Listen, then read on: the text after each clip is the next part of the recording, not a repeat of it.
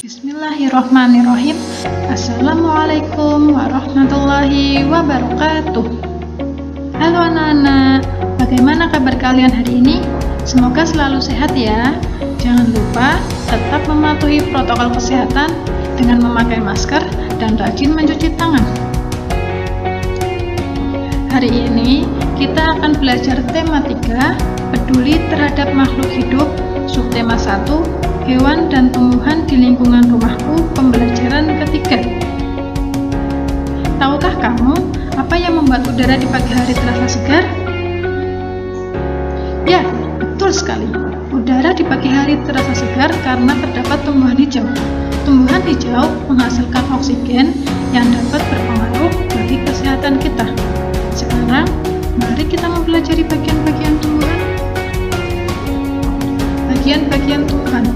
Ada 5 bagian tumbuhan. Ada buah, batang, daun, bunga, dan akar. Yang pertama kita akan mempelajari akar. Akar terbagi menjadi 2 jenis, yaitu ada serabut dan akar tunggang. Akar adalah bagian tumbuhan yang umumnya berada di dalam tanah. Untuk beberapa jenis tumbuhan, akar juga terdapat di atas tanah, bahkan ada juga yang menggantung. Akar berfungsi sebagai bagian yang mengokohkan tumbuhan. Zat-zat mineral dan air yang dibutuhkan untuk membuat makanan diserap oleh akar dari dalam tanah. Akar tidak hanya berfungsi menyerap air dan mineral, tetapi juga berfungsi sebagai menyimpan cadangan makanan. Contohnya, tumbuhan umbi-umbian. Yang kedua ada batang. Batang merupakan bagian dari tumbuhan yang berada di atas permukaan tanah. Struktur batang terbagi menjadi kedua, terbagi menjadi monokotil dan dikotil. Kegunaan dan fungsi dari batang tumbuhan yang pertama, sebagai tempat tumbuhnya daun, bunga, dan bahkan buah. Yang kedua, mengangkut air dan mineral menuju ke daun untuk proses fotosintesis. Yang ketiga, menopang agar tumbuhan berdiri kokoh. Yang keempat, sebagai alat perkembangbiakan secara vegetatif. Yang kelima, sebagai tempat menyimpan cadangan makanan. Contohnya ada tumbuhan sagu dan tebu. Dan yang terakhir, mengangkut hasil fotosintesis untuk diedarkan ke seluruh bagian tubuh tanaman. Yang ketiga ada daun. Daun berfungsi sebagai tempat berlangsungnya fotosintesis. Daun banyak mengandung zat warna hijau yang disebut dengan klorofil.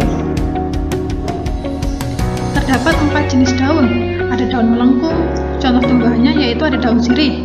Yang kedua ada jenis daun menjari, contoh tumbuhannya ada singkong dan ketela.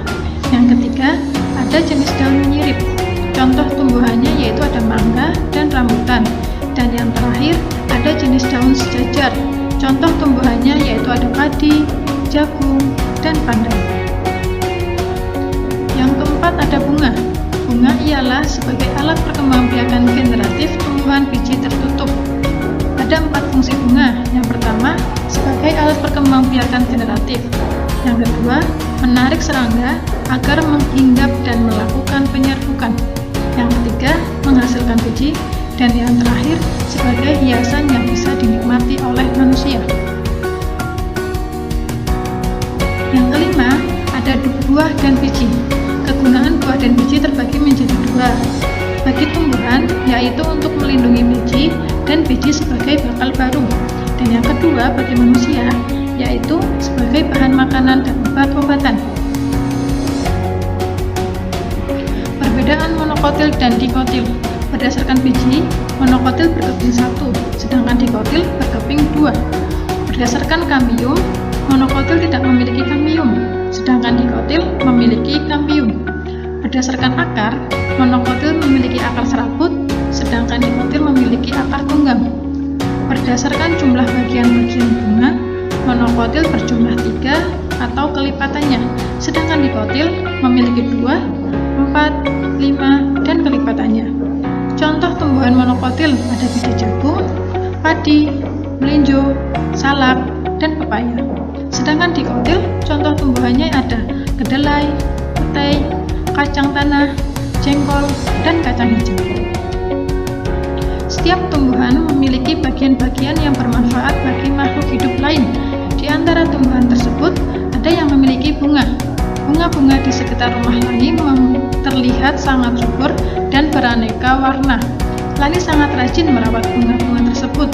Ia menyiramnya setiap hari dan memberikan pupuk secara teratur. Bunga membuat lingkungan rumah Lani menjadi indah dan sejuk dipandang mata.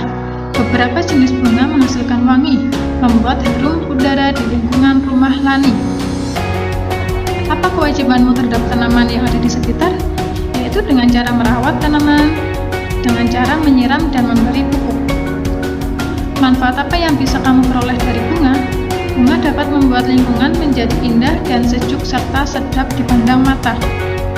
Apabila tanamanmu berbunga wangi, apa yang sebaiknya kamu lakukan? Dengan memanfaatkan tanaman tersebut sebagai penyegar di lingkungan rumah. Dapatkah kamu menyebutkan jenis bunga menghasilkan wangi? Bisa, ada sedap malam, mawar, dan labu. Terima kasih. Sekian yang dapat Ibu sampaikan. Semoga materi yang Ibu sampaikan ini bermanfaat ke depannya. Wassalamualaikum warahmatullahi wabarakatuh.